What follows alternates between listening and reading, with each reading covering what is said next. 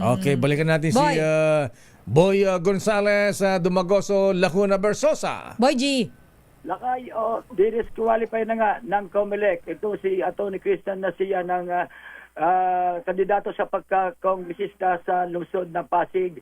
Ayon sa COMELEC, ito yung moto proprio ng Task Force SAFE. Kaugnay sa dalawang pahayag nito na sa kanyang kampanya upos sa parents o single mom maging ang body shaming na paglabag sa anti-discrimination policy.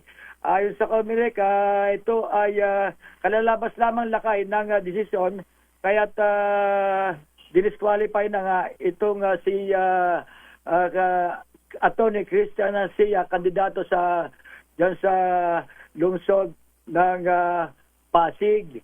At wagaw-kita lakay, ito pinabura kasi ng COMELEC sa Second Division ang disqualification nga kay attorney na kasi ito na kanya mga binitawang mapayag sa campaign rally na maaring sumiping lakay sa kanyang ng isang beses at sa isang taon ang mga nalulungkot lakay na single mother na may buwanang dalaw. At ang naging payag ni siya sa body size ng kanyang staff na babae na sinasabi niyang mataba.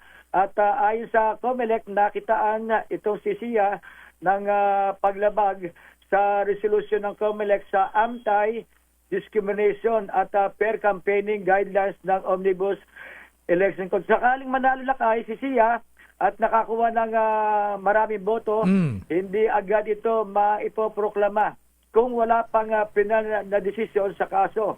Kasi yan yung update sa kalalabas lang Pero boy, resolution.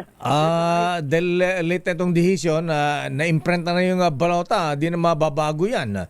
So ang gagawin na lang kung may milagro manalo, ayan, hindi mo na siya iproproklama. Hindi pa proklama kasi may decision na ng COMELEC ng disqualify na itong si Sia. Ayan. Samantala lakay, isingit ko lang to para sa mga motorista lakay, mamaya may malaking rally. Meeting de avance ng anong grupo yan? PDP Laban? Meeting de avance ng PDP Laban. Isasara yung kalsada Saan? sa yung paligid ng liwasang Bonifacio sa meeting de avance ng PDP Laban. Mamaya pa naman hapon lakay. Mamaya alauna lakay, isasara ng mga otoridad ng mga pulis ang Magallanes Drive southbound ng Macato Bridge. At pinapayuan ng mga motorista na magarap muna ng alternatibong ruta. Lalo na't inaasahan magiging mabigat ang daloy ng sakyan. Tinatayang libo-libo mga taga-suporta ang magtungo sa liwasang Bonifacio. Inaasahang dadalo ang mga membro na opisyal, mga kandidato ng PDP Laban. Kaugnay nito ay nakahanda naman ng mga pulis Maynila na sa inilatag nilang seguridad para matiyak ang kayusan at kapayapaan ng naturang meeting de avance. Ito si Boy Gonzales. Boy, ayan, para malaman din ating mga kababayan, sino ba ang mga kandidato ng PDP Laban sa pagka-senador? Bukod kay Senator Bongo at Senator Bato de la Rosa. Asan ba yung basa? Nakikita mo yan? Basahin mo nga, Boy. Ayan. Ito. Andyan yung mga picture ng mga kakandidato na siyempre at dadalo dyan si Vice President Sara Duterte. Saka si Robin Hood. Philip Salvador. Ayan, si Ito, Ipe. halimbawa, ito lakay. Si kung kandidato sa pagka-senador, Dante Marcoleta. Okay. Bongo. Bato de la Rosa. Bato de la Rosa. Bondo, Jimmy Bondoc. Oo nga pala, Jimmy Bondoc. Jimmy Bondoc. Hinlo JB. Sino? Ito si Hinlo JV. Si attorney.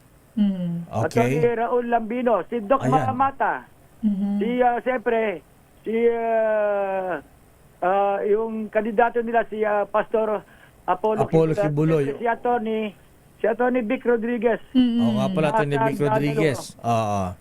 Diyan sa, siyempre, pagkaganyan lakay, kasama na yung may bahay ni dati Pangulong Rodrigo Duterte at si Kitty, yung kanyang anak.